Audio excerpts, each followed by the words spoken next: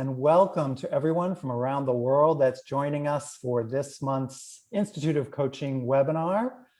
I am Jeffrey Hull, the Director of Education with the Institute of Coaching, and I am really excited to have one of my favorite friend, colleagues, and world-renowned coach experts with us today to spend the next hour talking about becoming a recognized expert in the coaching space.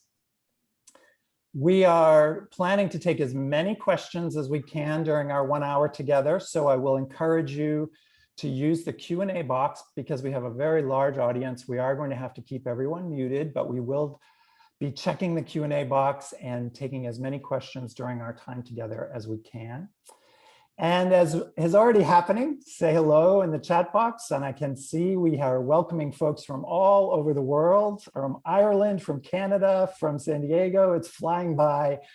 So let me just take 1 second to introduce Dorie Clark, someone that many of you know well. She's a dear friend and fellow of the Institute of Coaching, and we are really excited to have her back.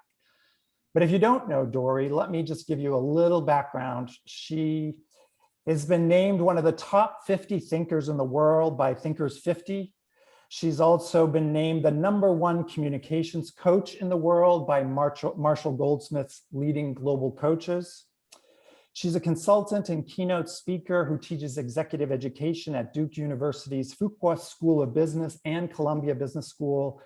And she's probably best known as the author of a number of best-selling books, Entrepreneurial You, Reinventing You, and Stand Out, which was the #1 leadership book in 2015. She has a new book coming out that I think she'll probably want to tell us about. So without further ado, I just want to welcome my dear friend and colleague, Dorie. It's so great to have you here. Welcome. Jeff, thank you so much. I'm so happy to be here. And hi, everyone. It's wonderful to see all of you. I've been seeing the stream of friends, both domestic and international. So it's great to have you. So I'm going to go ahead and queue up the amazing PowerPoint slide share. There we go, and dive right in. As Jeff said, I want to make sure that that this is as interactive a session as possible. So I'm going to just sort of blitz through some high level concepts and then leave as much time as possible for us to spend quality time together. So, and answer questions and things like that. So we're going to talk about becoming recognized for your coaching expertise. And you know, the basic deal. Why does this matter? Well, because you are good at what you do. In fact, you are probably great at what you do, at being a coach. But something that I experienced when I started my business now 15 years ago is you go out into the world and you might be great at what you do, but it's sort of like the tree falling in the forest. In some ways, it actually doesn't really matter that much if people don't know that and they don't understand that. It's just so incredibly demoralizing when you're trying to, you know, be out there on the hustings and getting business and trying to let people know about what you do. And everybody is sort of like, you know, like just not, not really listening, not really paying attention, not really as impressed as one might hope. And so the question is, how do we turn the tide? Because when we enter the marketplace, all of a sudden, you know, it's kind of like you buy a Volkswagen and then all you see is Volkswagens. Probably what many of you have discovered is like, oh my God, everyone's a coach. What do I do? How do I distinguish myself in the marketplace? And that is something that I was really obsessed with when I started my business, because I realized that figuring out the answer to that would really be the only way that I could build a viable and successful long-term business. And so I want to share some of those insights with you about how to break through, how to differentiate yourself, and how to really get noticed for your expertise. And so I'm curious. I'd love to see in the, I think, which box? I'm sorry, Sue. Should it be the Q&A box or the chat box? I don't want to like screw up your The whole chat system. box, no problem. It's the Yeah, chat use box. the chat box for comments and things, and we'll try to keep Amazing. the Thank you Q&A. so much. So in the chat box, everyone, I would love to hear your thought. Like when it comes to being recognized for your expertise, are there particular challenges that you have? Like what are the barriers you feel like that you're experiencing? I'm seeing picking the right areas of my expertise to highlight. Yes, finding a captive audience, finding a niche, totally. Getting exposure, self-doubt, yes. Promoting myself, limited networking opportunities, certainly during COVID. Yes, absolutely. Branding myself, humbleness, imposter syndrome, a concise way to explain what I do. Yes, amen to all of this. I totally feel you, and I have been there, and I'm sure as you guys are sort of typing this, you can relate. Standing out in a sea of coaches, time management, being asked to coach in many areas, how to package myself. Absolutely. Thank you for sharing all of that. So today I'm going to talk with you about 3 key areas of becoming a recognized expert. And this is something I've really spent the last decade researching. And at first I learned it kind of the hard way for myself, but what for me I think has been most transformative. Like it's nice that I figured this out for myself, yay. But an N of 1, as they say in science, is not necessarily that illustrative, right? It's like, okay, well, it worked for you. That's nice. But who knows if it actually works. But over the past 5 years, especially, I've run a program called the Recognized Expert Course and Community, and 600 people have been through it. And so what I wanted to do today is to tell you stories about other people, stories about people that I've worked with, because what I've really seen at scale is that these strategies work. They work for regular people, regular coaches. And so I'm excited to share some of their successes with you and what I've learned in the process by teaching that and by really sort of seeing everything and working with them firsthand. So the 3 pieces we're going to be diving into, and I'm really glad to take questions about any of these when we get to the Q&A section with Jeff, is content creation, social proof, and network. And I'm going to explain all of these. Over the past couple of years, I've written a couple of books that really dive into them in a big way, stand out in entrepreneurial you. So I'll also mention, by the way, that of the 3 pieces, something that I created that might be helpful to you. It's a free download in case you're interested. It actually is a scored self-assessment that actually helps you think through in a really logical and orderly way where you are strong in the 3 areas and where you are weak, and therefore gives you suggestions about where you should be focusing your energy. So I'll just mention up front, if you are interested in that, you can get it for free at dorieclark.com/toolkit. So let's go ahead and dive in. I mean, first of all, I saw this in the chat box. Some of you guys have probably experienced this. I mean, I think we've all probably experienced it at one time or another. Is what is an obstacle, or in some ways the obstacle, but certainly an obstacle that many of us face. Well, one of them really is this question, just to begin with, me, a recognized expert. This is a quote that I pulled from a woman who's in my recognized expert program, Jennifer Fondreve. And I just thought that it was so illustrative.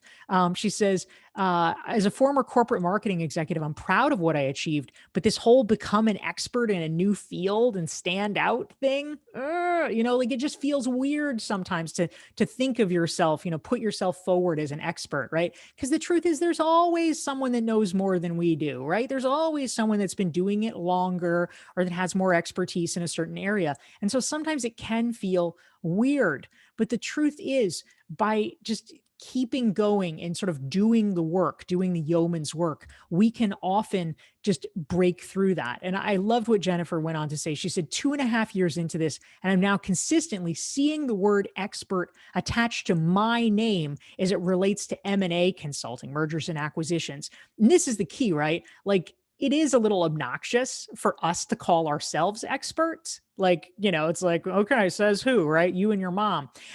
but it is a noble thing. I want to argue. It is a noble thing to strive so that other people recognize you as an expert. And that's really what I what I'm interested in is what are the things that we can do so that others view us through that lens so that they see our expertise. And so, Jennifer has gone on. I mean, I'm so proud of the things that she's done. She's published in the Harvard Business Review. She published an article in Inc. She published a book. So, she's really gone on to be able to step forward into being a recognized expert, even though in the beginning she felt a little nervous or a little uncomfortable. And I think, many of us also worry that becoming a recognized expert somehow means that we have to be some like deranged self-promoter, like, shoving business cards down people's throats and thumping our chests and saying how awesome we are. And I really want to emphasize, I mean, that that's just counterproductive. That is not at all what we want to do. The methodology that I really have created around this is it's about your actions much more than your words. But the trick is your actions have to be strategic and they have to be coordinated so that the message gets through clearly. And when we do that, right, when we are viewed by others as an expert, it just means less work for us because, it's like we're the magnet and the client gets pulled to us because of that expert reputation. So it's really worth investing your time and your energy in doing it. So let's talk about the mechanisms, right? So we said up front, there's three things. There's content creation, there's social proof, and there's your network.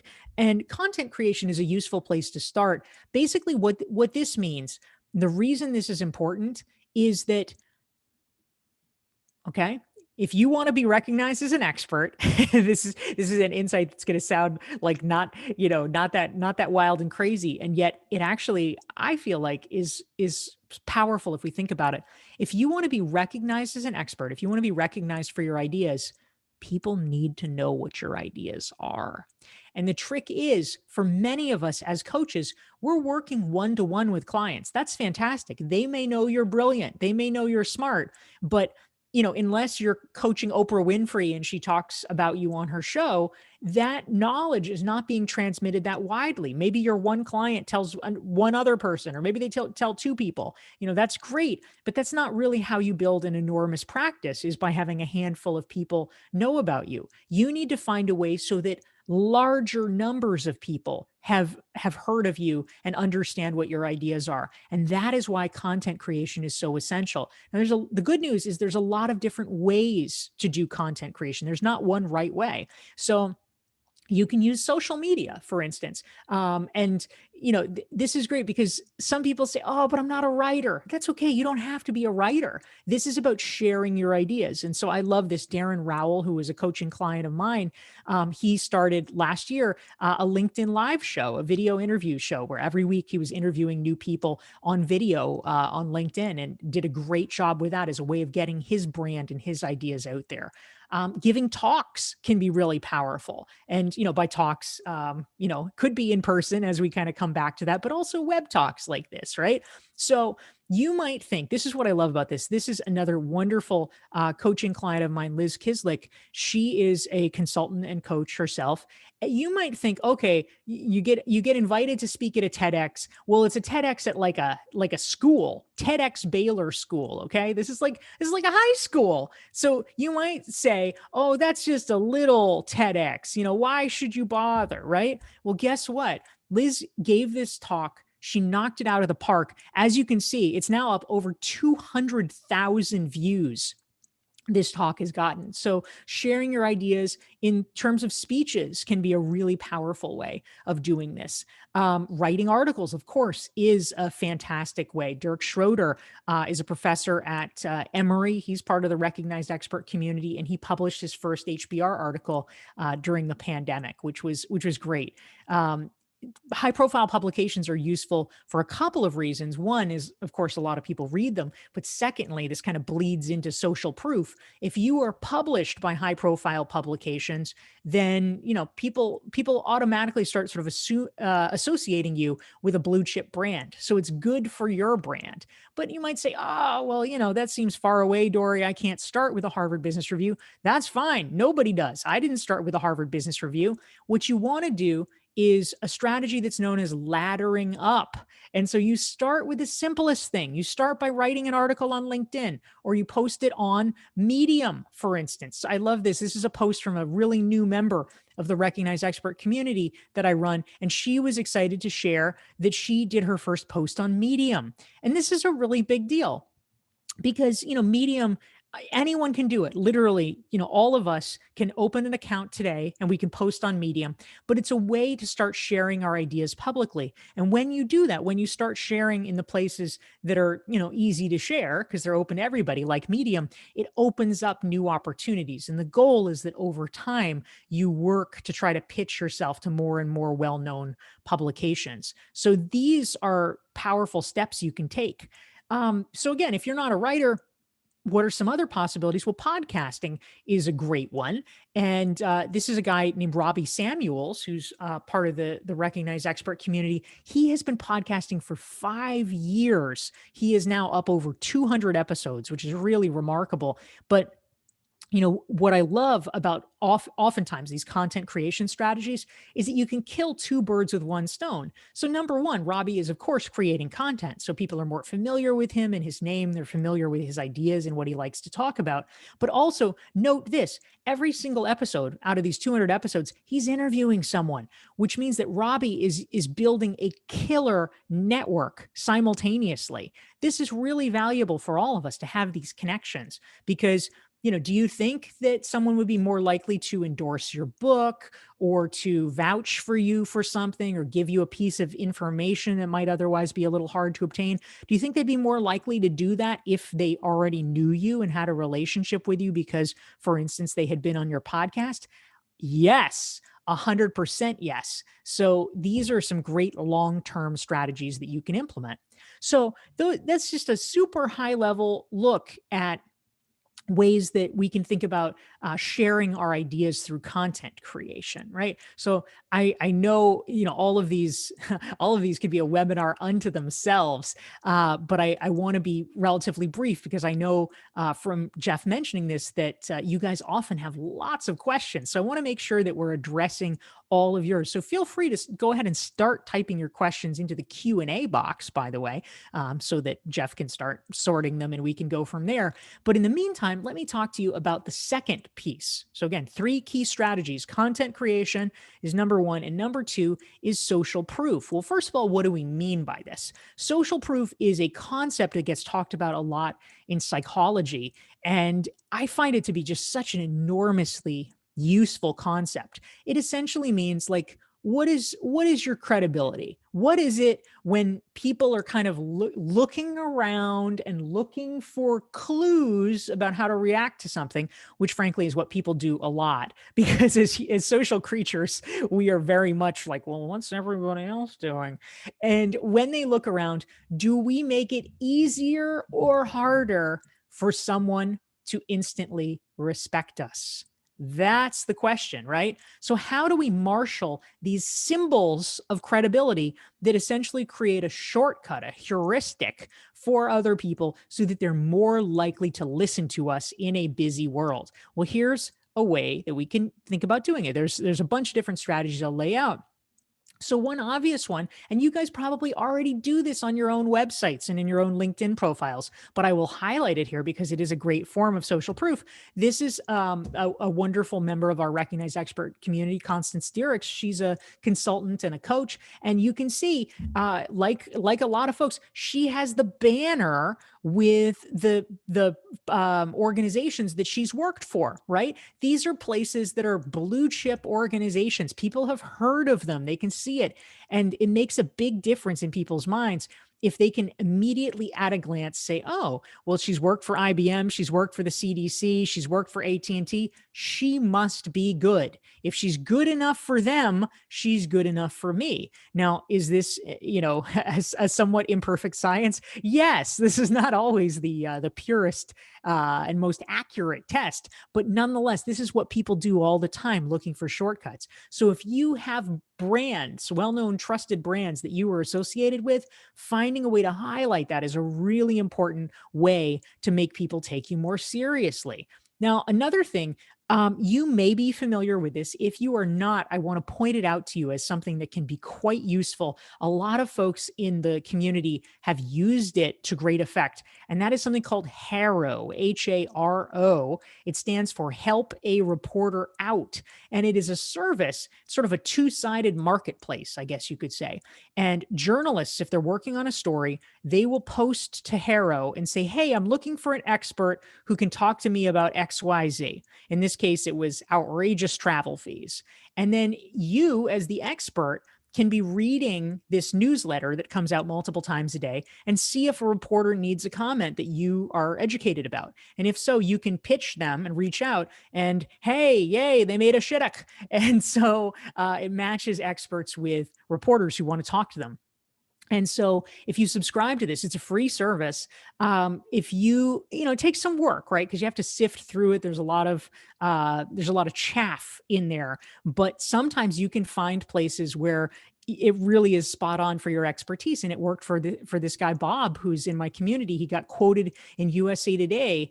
And now forevermore, he can put this on his website. He can put it in his bio. He can put it on his LinkedIn that Bob has been quoted in publications, including blah, blah, blah, blah, blah, and USA Today, which gives him a lot of credibility and social proof. These are the things, with social proof, it just enables you to get more respect when you walk in the door, which is something that I love to have. If the key is, how do we differentiate ourselves in the marketplace? Having a good brand is really crucial. So other ways, just a few other strategies we can use for social proof. One is guest lecturing. Having university affiliations of some kind is quite powerful. And so that could involve like doing adjunct teaching. That's a great thing if you like it and if you can land it. But something that's even easier to land, because it's like a one-time thing, is being a guest lecturer for a university course. And so this is a picture here. Like, how do you get that? Well, it could be, for instance, that you have friends that teach courses. And if it's in a discipline that's kind of related to what you do, like organizational development or psychology or organizational behavior or, business in some aspect, you could reach out to your friends and say, "Hey, if you ever need a guest lecturer, I can do it." And it's even easier now because of Zoom, right? So you could do something for a university around the country, around the world.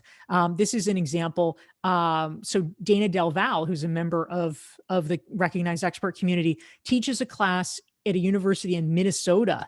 And she had a guest lecturer who is a fellow member of the community who lives in Florida, Gina Cox. And Gina, as you can see, zoomed in and was able to do that. And now she can put on her resume that she has been a university guest lecturer, which is a great form of social proof to cite. So also, of course, this is grabbed from my website. If you have been quoted in or written for different publications, it's a great thing to put that out there, put it on your website, make it known. And those are just some easy ways so that all we really want with social proof, it's kind of like our way in the door, right? Because you guys, again, the starting point for this is you are great at what you do. You have great ideas. You're great coaches. The problem oftentimes is getting other people to understand that and to just pay attention long enough to listen. And so social proof is what sort of puts the foot in the door, because essentially people kind of relax their guard. Like you just get in their head, right? Like they're so stressed out. They're so busy. Oh my gosh, there's so many things, so many stimuli for me to interpret. They just don't want to take the time. So it's much easier for them if they feel like people have been pre-vetted by other institutions that they already know about or respect.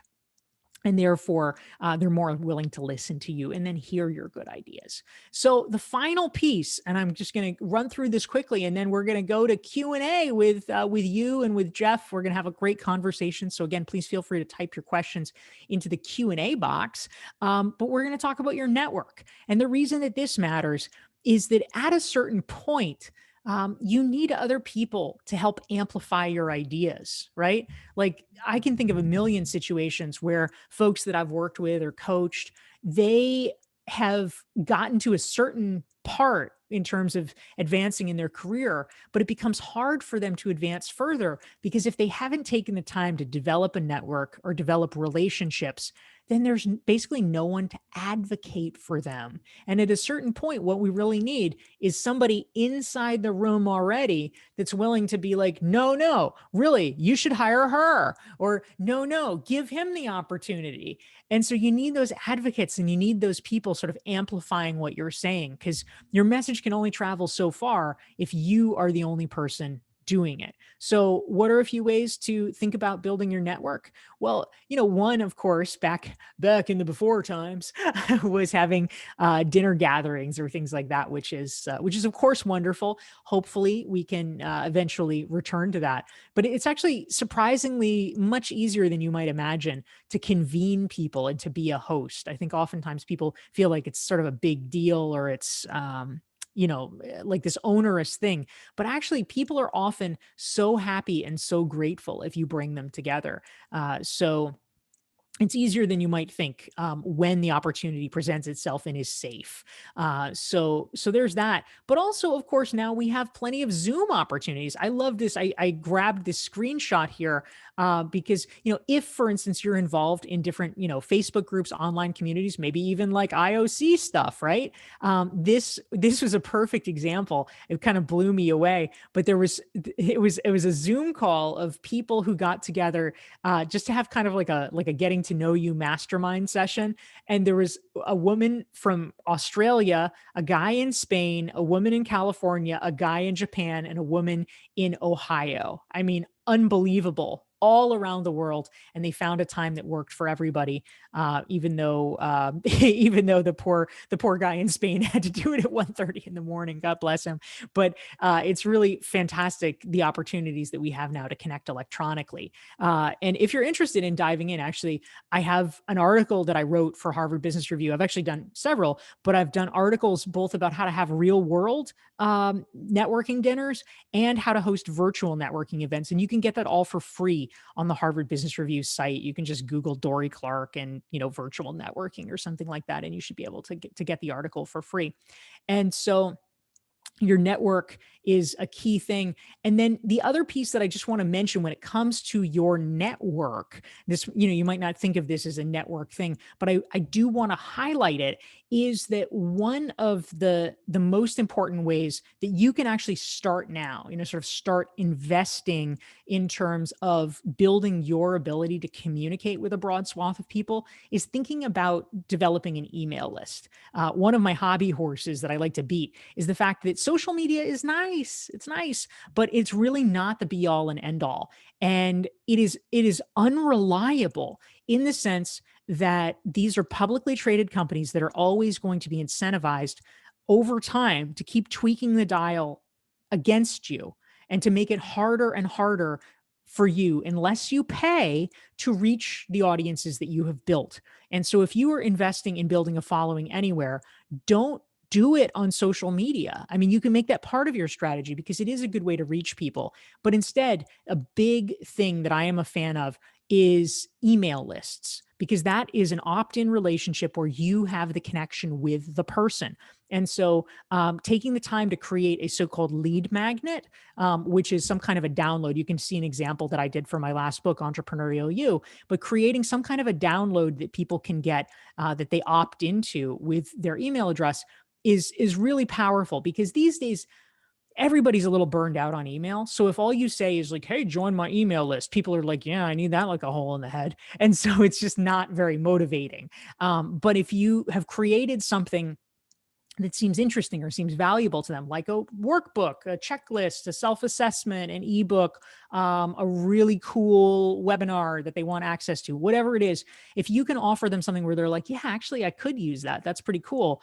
Then that often incentivizes them to sign up. And then you have the ability to build that trust and relationship over time, and therefore make them part of your network as part of your email list.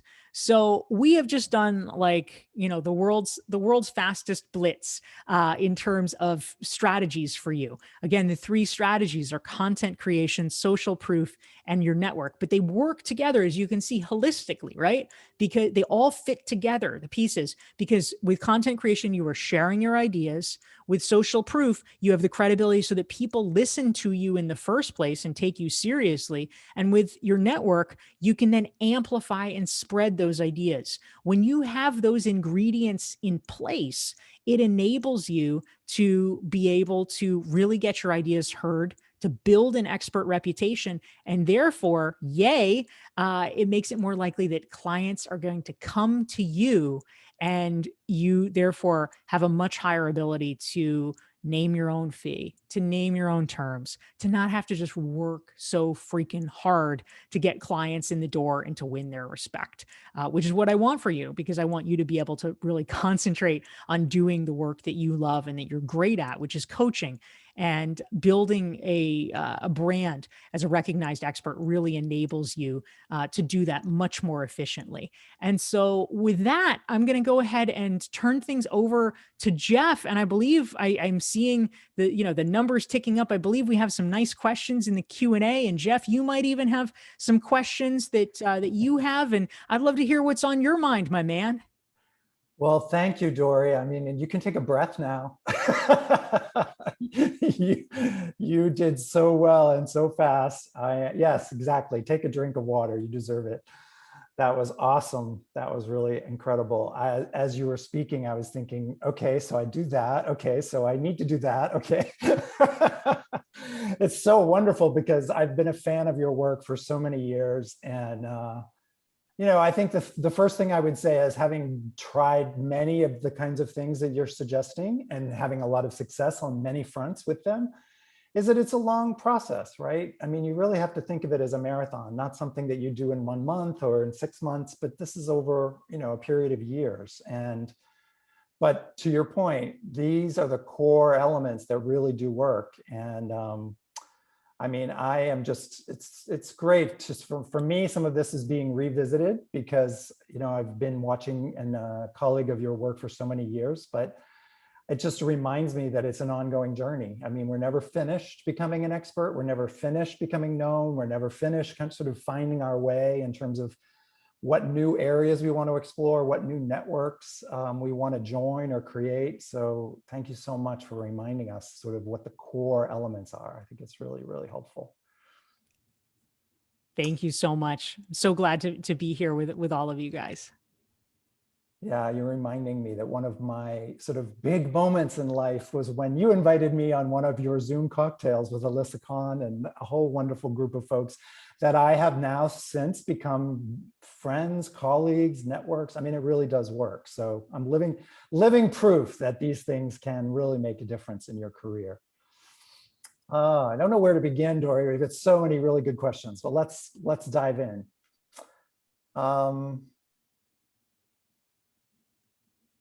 I think that we'll start with someone who's new to coaching, and then maybe we'll jump to someone who's an expert already. How's that? Sweet. Yeah, I'm ready for it. Yeah. So Robin Jacobs wants to know, how do you figure out what to start with when you're new to coaching? She's a trainer in nonviolent communication. So I'm thinking there's an answer right there, but I want you to talk to this. She's a trainer in nonviolent communication, but unsure of her niche or focus of content. And I think that's true for a lot of us. We develop some area that we're expert or we have some knowledge of, but how do we figure out what our niche should be? Yeah, this is always an important question. And it's one where, especially in the early days, I like to counsel people to just kind of be gentle with themselves about it, because I think that we put a lot of pressure on ourselves to figure it out like yesterday. And then we feel really bad that we don't exactly know. But the truth is, the way to find a niche, for some people, it's super obvious from the beginning, and God bless them, because it is easier that way, right? It's like, well, I was a lawyer, and so now I coach lawyers. Like, okay, good, that's easy. We love it. That's true. If you've done something very specific, then you can segue it very easily. But it's not always that simple for sort of more general coaching. Absolutely. So in the situation where you're, where it's not quite so straightforward for you, basically, I think of it as kind of a 1-2 punch, right? So one part of it, which is kind of the more longer term, is to start creating content, because the content actually serves as a beacon to attract the right people to you. So for instance, if you're writing about, how to use nonviolent communication as a leader or something like that, you create a ton of content around that. The right people will find it and come to you. This is probably not next week that they're going to come to you, but if you do it consistently enough, over time they will. And that's how you can begin to build it up. But then there's kind of the short term, right? Like, what do you do in the short term? And for that, honestly, I think that we don't have to actually be so pretty or so precise. It's kind of a little bit more like, who do you know? Who's in your network? If you're literally just starting out, find a few people, do it for free in exchange for testimonials and referrals, and just get the momentum going. They might not be your ideal perfect client, but it's like dating, or something, right? It's like it enables you, by finding out what you don't like, it enables you to triangulate better to who you do like. So in the early days, it's about getting experience and just like, and then over time you can refine it, especially as more people start to come in from your inbound marketing activities. Yeah, no, I love that. And I'd have to say that one of the way I had this issue earlier in my career where I was also like that. I loved so many different topics, and I'd gone to school to be a psychologist, so I kind of wanted to do every type of coaching. But here's one little thing that I would add, Dory, that I was learning for me, and that was I chose to look very closely at what I was reading. Like, what was I interested in? What do I like to read in Harvard Business Review? You know how you get the magazine, you're like, oh my God, I can't read that whole thing. Here's the articles that I like. And that actually helped me to focus in on what I was really interested in. And then the next thing that I asked myself is, well, if I were going to write to that person and ask them a question, or if I were to add something to it, then what would I think? And so like the woman who asked about nonviolent communication, I was like, what does she add? What is her opinion about how it's used in different environments? That kind of is how it helped me to get focused on what aspects of leadership, for example, I was really interested in when I was kind of all over the place at the beginning, is tracking what I was interested in and then looking at what I would add to it or asking questions of the experts. So that also was a way for me to become a little more focused. Yeah, that's great, Jeff. So want to switch to an expert? Let's go to the other end of the spectrum, because I love this question from Reinhard Stelter, who's one of the top experts in coaching in Europe. And he's asking, I'm already viewed as a professor of coaching psychology, but I don't want to be thought of as an academic. How do I change people's perceptions? Nice. Yeah. Well, I think, the first step for that, it's not necessarily such a bad thing to be seen as an academic. Like, on Right. one hand, there's great benefits, right? People are like, oh, well, he knows what he's talking about. He must be smart, right? So I think the key is to understand what are the negative aspects of being seen as an academic, and then how can you over-index to overcome them, right? So being an academic, if we're saying it in kind of the pejorative sense, means, oh, well, he's probably really boring, or he's probably like very theoretical and not very practical, or, oh, he wrote a book, but I'm not sure if I could understand it because it's probably really dense. So ultimately, it's kind of thinking like, what are the negative stereotypes and how can I just like go to the opposite extreme so that people can't get away with thinking about that. So Reinhard, I would say that probably the most high impact things you could do is just think about highly visible ways to disprove that. So I'm sure you're already doing this already, but I would say maybe accelerate your efforts in terms of speaking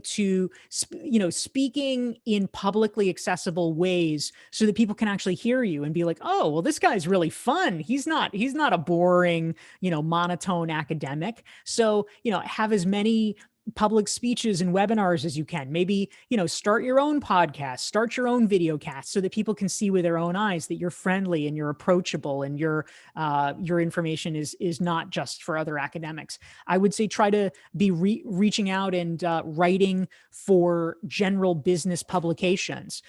So, things that regular professionals read, like, in the US, the equivalent would be Inc. or Fast Company or, something like that. Where people can discover you and sort of over-index on writing in a conversational, accessible voice. Make sure that you're giving practical tips and takeaways. And so it's really just kind of doing the opposite of whatever the bad stereotype is so that people really get it. You're not that. That's great. Yeah, no, that wonderful answer. Just to broaden the other side of the equation, right? What people think. I have a great question here from Tracy. She wants to know whether or not she has to have a niche. I think this is something that we all think about as coaches. She says, I really feel that I'm not an expert. I just coach for well-being. Do I necessarily have to have a niche? Yeah, and this is one that I always sort of struggled with because I have a lot of interests. And so it felt terrible. The idea of like picking a niche just sounded like, oh yeah, well, I'll just cut off my arm too. I absolutely didn't want to do it. I would say it's helpful to have a niche, certainly, because it enables people to have a better sense of who your ideal client is and therefore who they can refer you to. So it just speeds that up and facilitates it. But so, is it a good thing to have a niche? Yeah, it is. But as I was saying earlier, you don't have to force yourself into one. What I actually think is probably the best way to find a niche is to just see what the market picks for you. And what I mean by that is that if you start out and you're just coaching a little bit of everybody, right? Over time, there are going to be certain populations that just like really respond, and they are going to be hiring you more. They're going to be referring you more. Like early on in my career, I did a lot of like nonprofit coaching and consulting. I don't really do that so much now, but I ended up for a while with like this incredibly disproportionate share of clients who were in education nonprofits. And so that became kind of a niche for me for a while. Like, it wasn't that I picked it, it was just that it was working. So I leaned into it. And so I think that's the thing. Like, you don't necessarily have to pick a niche, but just, let's not be dumb about it. If something's going well, do more of it. Yeah, well said. I mean, it's kind of gets back to what I said earlier about I found what I was focused on, like what interested me was a way to stay energized that ultimately leads you sort of to a niche. The niche ends up coming to you, I guess, is one way of putting it. It's a great answer. So here's another question about targeting your audience. So focus. Lillian is asking, I don't want to have a popular presence. I just want to be able to target my audience or my specific audience to know about me. What do you recommend around that, Dory? Yeah, I think that's totally legitimate. I mean, I think most people who are coaches, we don't necessarily want to be mobbed by paparazzi. Although that might be nice. You never know. It's true. It's true. Who knows?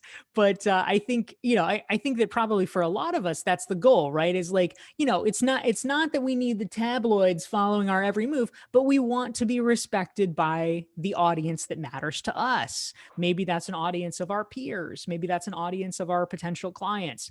And so, yeah, I'm right there with you. So, these strategies very much apply to all of this, right? Like, let's pretend, I'm just making this up, that you do coaching in the construction industry. Well, if that is the case, then yeah, you don't need people in fashion to know who you are. Who cares? You just need to have as many people in the construction industry know who you are as possible. And so that means when you're creating content, you should be publishing it in the construction industry journals. If you're launching a podcast, you should be interviewing people in the construction industry. When it's social proof, the way to do that is like, oh, you've spoken at all the major conferences in the construction industry. And so when somebody in that industry looks at your bio, they're like, whoa, no coach is more qualified in this industry than you are. And so you own that space. Absolutely. Yeah, no, that's super helpful to be thinking about it that way in terms of focusing your space. We've got a couple of questions who are by folks that are experts in particular areas. And they want to get into coaching. One of them is a lawyer, and you mentioned that before, that you can actually use that to your advantage.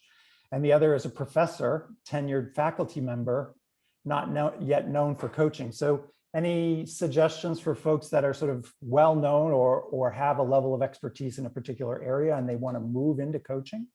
Yeah, yeah. I mean, yay, good news. Good news, Uh, right? Yeah. yeah, because now, the key, of course, is that if you we're assuming that there is like a Venn diagram overlap, right? Right, So right. like if you're a lawyer and you want to coach other lawyers, that's an advantage. If you're a lawyer and you're like, I hate the law so much, I don't want to have anything to do with it. I only want to coach Olympic athletes, then okay, it's not as helpful, and you sort of have to start from the beginning in terms of the brand building activities. But if you want to have, some degree of overlap with your past world, then it's fantastic. You already are a little bit ahead of the gate because you have social proof that you've built up in that area. It's just a question, essentially, of letting people know that you're doing coaching and building up just a little bit of social proof around the coaching piece and kind of tacking it on. So I would say, okay, let's pretend you're a lawyer and you want to be coaching other lawyers. Well, maybe you could start writing articles for legal publications about why lawyers need coaching, or how lawyers can pick a good coach, or thinking through like, what are the leadership skills that lawyers need to be developing, or maybe you have specific areas like like, oh, I really specialize in helping people think through their delegation strategies, so you write about that, and you can begin to get it known. And the good news is, like, you know, nobody's going to question you usually. I mean, you just add it to your bio. Like, Jeff Hull is an attorney and an executive coach who does blah, blah, blah, blah, blah. And it's like, oh, well, people are like, oh, okay, great. And then they kind of take you at face value. So I'd say lean into it and go for it. I wish I were a lawyer on top of being a psychologist and a coach and all sorts of other things. I know you already But do so many things. no, that's great.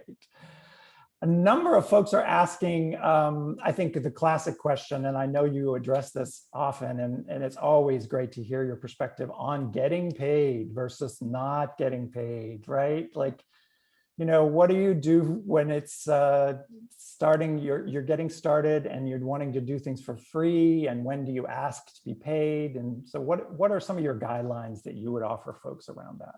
Sure, yes. So in the earliest days, I mean literally the earliest days, like you're just starting your practice, I wouldn't worry about money, because what you need is experience. Because you first of all, you want to make sure you actually like coaching. That helps.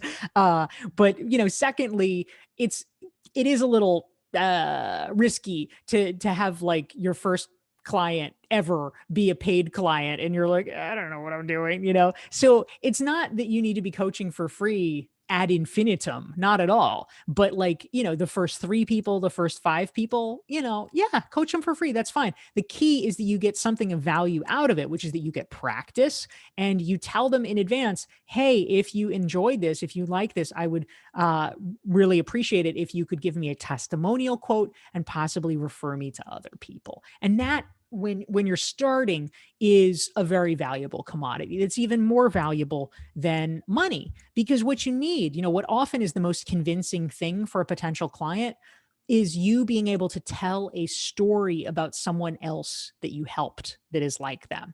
So, that's how we can prove that we can help people, really, is sort of our bank of stories. So, if somebody's like, oh, well, I'm really stressed out because my team is doing blah, blah, blah, and they're not coming together and blah, blah, blah. And, if you're able to say, oh, I totally relate. In fact, just last month I was working with another SVP, and he was having the same problem with his team, and we did blah, blah, blah, and it really made a difference. Then all of a sudden they're like, oh, well, you've seen this before, you've done this before, and it helps you close the sale. So I think early on, that's how I would think about it. But yeah, I mean, it's good to, of course, it's good to get paid as soon after that as possible. The main way that I would think about it is, it is weird. It's a little weird for your actual friends to pay you. So I wouldn't be, sometimes there's kind of a misapprehension about like, oh, ask your friends. It's not that you want your buddies to pay you, because that is bizarre. But what you want is friends of friends to pay you. Mm. And your friends, if you do them a favor, if I'll be like, Jeff might come to me, oh, Dory, I'm having this problem, blah, blah, blah. I'm not going to charge Jeff. That's just tacky. But I'll be like, Jeff, I'm happy to help you for free. I'm happy to help you as a friend. And then Jeff, I might mention, hey, if it's helpful, would you give me a testimonial quote? He'll be like, yeah, of course, and then it's no skin off his back. But then friends of Jeff's might be totally appropriate targets to pay me. So that's how I would think about that. Let me add to that, Dory, the question of when you get past just the fees for coaching, but you want to start to do webinars, you want to start to do talks and things like that. Do you have some guidelines for folks on, because I know like for nonprofits like us, the money is, especially with an academic institution, it's not something that's going to be a paid gig, but it can be very worthwhile in terms of building your social proof, right? So, and yet at other times, if IBM wants you to talk, I'm sure you ask for the big bucks. So what are your guidelines? What do you recommend if we think about in terms of talks and things like that? Yeah, thank you, Jeff. And I'll also mention for folks who want a kind of comprehensive listing, I also did an article for Harvard Business Review about that, in which you can get for free. So you can type into Google like Dorie Clark, Harvard Business Reviews, like what should I charge for a speech, something like that, and you should be able to find this article. So anyway, that's kind of like a more comprehensive rundown. But what I will say in general, early on, I would say for about the first 8 years of my business, I only spoke for free. I mean, I gladly would have taken money, but no one was offering. So I did it as a way of just getting my name out there and getting known to people.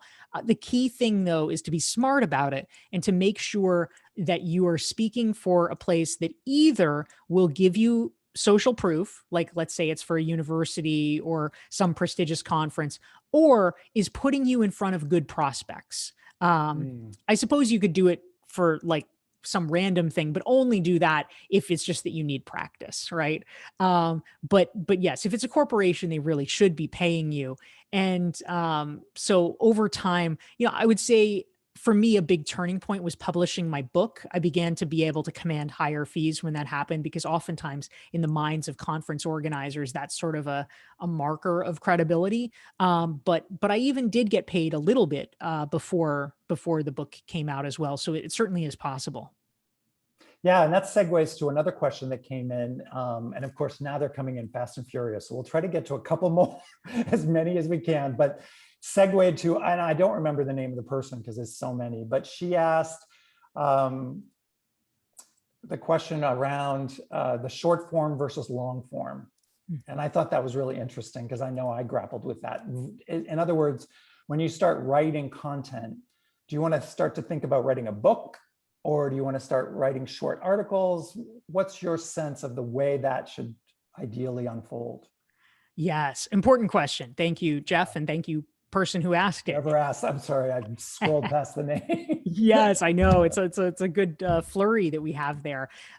So I would actually, I would sort of almost put it in like short, medium, and long form, just in terms of the spectrum. What is easiest for obvious reasons is the super short, where it's like, oh, it's a tweet, or like, oh, it's an Instagram picture. And that's nice, of course. But the truth is, if the goal of content creation, as I will allege, is for you to share your ideas, it's a little hard to share your ideas if it's like one sentence, right? Like you can do it, but it's just kind of like the easy way that's not necessarily the most effective way. What I think is far more important, because it actually shows your ideas and it enables the right people to find you, because it's like, oh, right, I'm really vibing with this, is longer form, like podcasts, like videos, like articles. That I think is probably where people's initial energy should go. Writing a book is great, and a lot of people want to go to that first. I'll tell you Right. this, I wanted to go to that first. I Me wanted to write too. a freaking book. I'd always wanted to write a book. But it's But hard. it is hard, but it's not Time even that. consuming. Like I could have sucked it up and written the book. The problem was that nobody wanted to publish it because Yeah, in order to be commercially published, you must have a platform, which right. means that you are essentially required to do the yeoman's work of starting to create the medium form content like the articles and the podcasts and the videos before they will consider taking a chance on publishing you. That's not to say you couldn't self-publish, you could, but if you want a commercial publishing deal, it's worth investing in building up your platform with the kind of medium form content before. Absolutely. Yeah, no, thank you for that. I think it's all of us struggle with this. I know I did. Want to write that book, sit down and write that book. But of course, if nobody knows you, then it's going to be hard to get a publishing, anyway, you beautifully said. We're going to run out of time, and but I have Bruno Gitt has a great question for you that I think we all grapple with. So maybe this will be our last one. And by the way, we will collect all these questions and be able to pass them on to Dory, and as many that she might be able to respond to, we will try to get back to folks. So this question, Dory, is about your time. How do you, you're just such an amazing energy in terms of creating content and visibility and writing books. And coaching, we know you do a lot of that. So how do you split your time between content, social proof, and networking? Great question. The way that I think about it, I suppose, well, here's one answer. So social proof is actually fantastic to focus on if you have, I would say early on in your business. And also if even if you're further along in your business, but if you haven't focused on it that much, focus on it now and Okay. dive in. And the reason is that most social proof activities are kind of one and done, right? Like if you guest lecture at the University of Michigan once, guess what? For the rest of your life, you can say you guest lectured at the University of Michigan. So it pays to get it now, because for the next 30 years, you can be like riding on that. So sort of over index on getting those proof points, and it will help you forevermore. So that's one way to think about it. In terms of my kind of arc and my schedule and things like that, I will say, broadly speaking, on kind of a weekly basis, what I try as hard as I can to do is to adhere to what Paul Graham has written about, known as manager's schedule, maker's schedule. And so I try to schedule at least a day a week wherever possible, which is kind of a maker day where I do more deep work activities like writing or sort of big projects to knock them off. And then it's other days I cluster meetings together because it's hard when you're interrupted. And so it's better, if you're going to have 3 meetings, you might as well have 6 meetings, because the brain power isn't going to be there anyway. So like, let's knock them all off so that the next day can be open and I can actually write like a chapter of my book that day. Yeah, that's really well said. I think that for all of us, keeping in mind that the energy you're pointing to, Dory, it takes different energies, right? To do writing content versus coaching versus speaking. And so to manage I love what you said about taking a day to do a particular focused area and then splitting it up according to how your energies, because I think you're right, that for coaches, like when we're going from client to client to client, it's very different. You're listening to people, you're present, you're asking questions. It's a very different energy from trying to write an article, which is all about you sitting down in front of your computer, right? So to try to do them interspersed is very challenging. So I really appreciate that's a perfect way to think about it. Like divide up your time according to what you're doing with the energy and the focus areas. Really great. Wow. Well, I know I could continue talking to you for another hour, and we have tons of questions that we were not able to get to, but we're going to need to wrap up. So I want to take this moment to just thank you for joining us again at the Institute of Coaching.